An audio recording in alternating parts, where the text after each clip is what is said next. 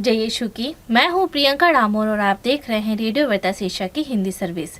कलीसियाई समाचार में आप सभी का स्वागत है। कलीसियाई समाचारों में प्रमुख है, पॉप ने न्यू ऑरलियंस में आतंकवादी हमले की निंदा की और प्रार्थना की। कर्नूल धर्म प्रांत में एक धन्य समारोह में 300 बच्चों ने पहला पवित्र परम प्रसाद ग्रहण किया। केरल में एम्बुलेंस चलाने वाली पहली धर्म बहन का निधन। केरल की अदालत ने पुरोहितों को धर्मावदेश के दुरुपयोग के लिए तलब किया। सेंट फ्रांसिस जेवियर के अवशेषों की प्रदर्शनी के दौरान कलीसिया ने दृष्टिहीनों के लिए सामूहिक प्रार्थना सभा का आयोजन किया। भारतीय बिशप सम्मेलन ने पूर्ण अधिवेशन के लिए कार्य दस्तावेज जारी किया। भोपाल से आई जहरीली कचरे के विरोध में 2 लोगों ने आत्मदाह की कोशिश की।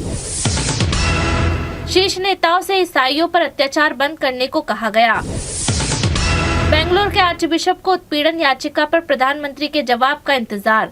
अब जानते हैं समाचार विस्तार से। पॉप ने न्यू ऑरलियंस में आतंकवादी हमले की निंदा की और प्रार्थना की। पॉप फ्रांसिस ने शहर के आर्च बिशप ग्रेगरी आइमंड को भेजे संदेश में न्यू ऑरलियंस में हाल ही में हुए आतंकवादी हमले से प्रभावित लोगों के प्रति अपनी आध्यात्मिकता निकटता व्यक्त की है।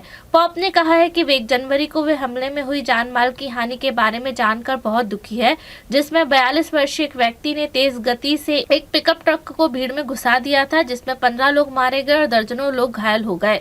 Cardinal secretary of state Pietro Parolin द्वारा हस्ताक्षरित एक टेलीग्राम में पॉप फ्रांसिस ने पीड़ितों और शहर को अपनी प्रार्थनाओं का आश्वासन दिया।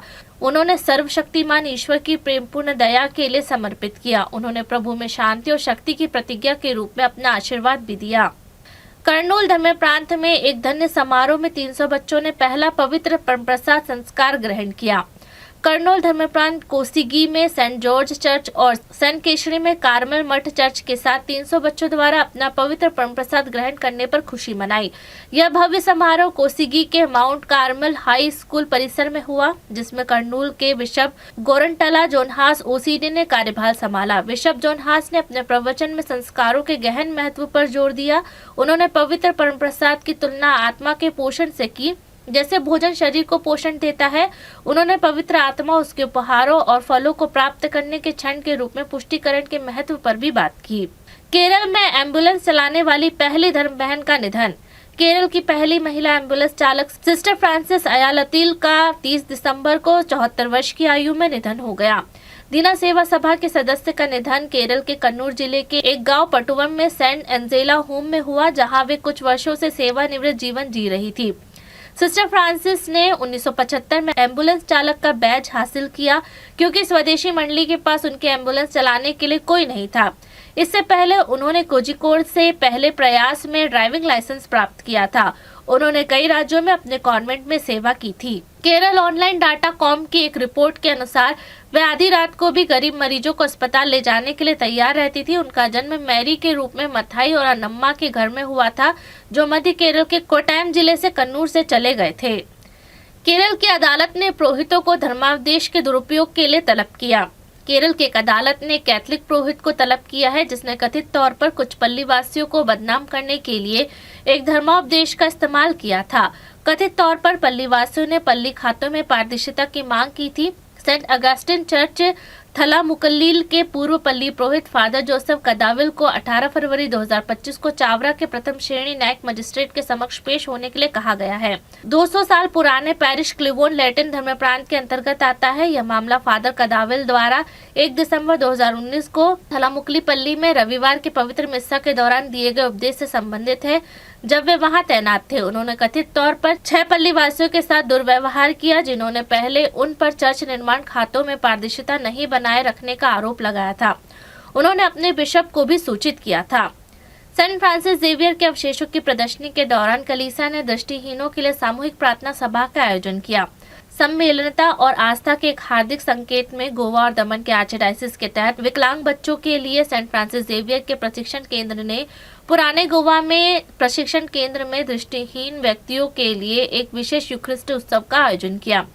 यह अनोखा सामूहिक प्रार्थना सभा सेंट फ्रांसिस जेवियर के पवित्र अवशेषों के लिए चल रही प्रदर्शनी के सिलसिले में आयोजित की गई थी, जो पहली बार दृष्टिहीनों के लिए समर्पित इस तरह का आयोजन था।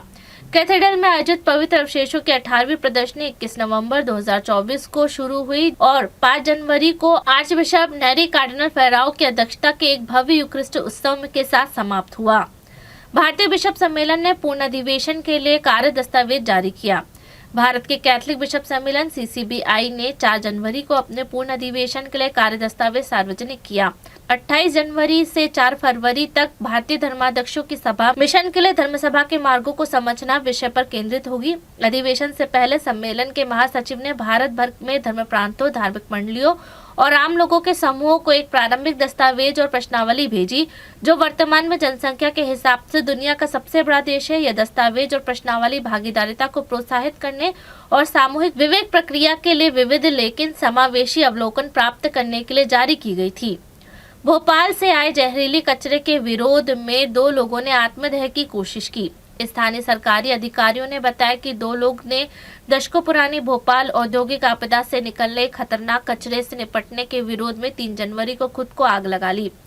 सोशल मीडिया पर आई तस्वीर में दोनों लोगों को खुद को तरल पदार्थ में डुबोते हुए देखा गया, जिसके बाद वे आग की लपेटों में घिर गए।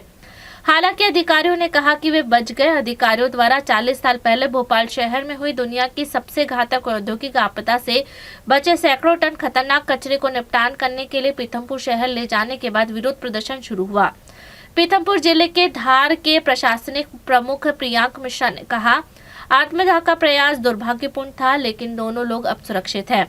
पुलिस की निगरानी में ट्रकों का एक लंबा काफिला 337 टन कचरे को कंटेनरों में बंद करके मध्य प्रदेश के पीथमपुर पहुंचा। यह कचरा दिसंबर 1984 में भोपाल में यूनियन कार्बाइड कारखाने में हुई आपदा का है, जब रासायनिक रिसाव के तुरंत बाद करीब 3500 लोग मारे गए थे और अनुमान है कि कुल मिलाकर 25,000 लोग मारे गए थे। भोपाल में पिछले दिनों साइट के पास भूजल के परीक्षण से पता चला है कि कैंसर और जन्म दोष पैदा करने वाले रसायन अमेरिकी पर्यावरण संरक्षण एजेंसी द्वारा सुरक्षित माने जाने वाले रसायनों से 50 गुना अधिक थे। समुदाय कई तरह के स्वास्थ्य समस्या, जिसमें मस्तिष्क पक्षाघात, सुनने और बोलने में कमी और अन्य विकलांगता शामिल है, के लिए दुर्घटना और भूजल के प्रदूषण को जिम्मेदार ठहराते हैं। शीर्ष नेताओं से ईसाइयों पर अत्याचार बंद करने को कहा गया। कार्यकर्ताओं, वकीलों और विद्वानों सहित 400 से अधिक ईसाई नेताओं ने भारत के राष्ट्रपति और प्रधानमंत्री से आग्रह किया कि वे ईसाइयों के खिलाफ बढ़ते अत्याचार को रोकने के लिए तत्काल कार्रवाई करें। समूह की ओर से 31 दिसंबर को जारी बयान में कहा गया कि क्रिसमस के मौसम में देश भर में ईसाइयों के खिलाफ 14 हिंसक घटनाएं सामने आने के बाद यह अपील की गई है। बयान में कहा गया कि भारत के इवेंजेलिकल फेलोशिप के धार्मिक स्वतंत्रता आयोग और यूनाइटेड क्रिश्चियन फोरम के 2024 के आंकड़ों ने ईसाइयों द्वारा सहन की जा रही हिंसा में वृद्धि को उजागर किया है। इसमें कहा गया है कि पिछले साल जनवरी से दिसंबर के मध्य 720 से अधिक हिंसक घटनाओं की सूचना दी गई थी, जबकि UCF ने नवंबर के अंत तक 760 मामले दर्ज किए हैं। आंकड़ों से पता चलता है कि पिछले दशक में ऐसी घटना में भारी वृद्धि हुई है। बेंगलोर के आर्च बिशप को उत्पीड़न याचिका पर प्रधानमंत्री के जवाब का इंतजार। बेंगलोर के आर्च बिशप ने कहा कि वह भारतीय प्रधानमंत्री नरेंद्र मोदी से जवाब का इंतजार कर रहे हैं, जिन्होंने धर्म परिवर्तन को अपराध मानने वाले कानून का उपयोग करके ईसाइयों के उत्पीड़न को रोकने के लिए हस्तक्षेप करने की मांग की थी। बेंगलोर के आर्च बिशप पीटर मचाडो ने 2 जनवरी को बताया कि उन्हें मोदी के कार्यालय को लिखे गए उनके पत्र का अभी तक कोई जवाब नहीं मिला है, जिनमें उन्होंने भारत में ईसाई समुदाय के कुछ गंभीर चिंताओं को संबोधित करने की मांग की थी।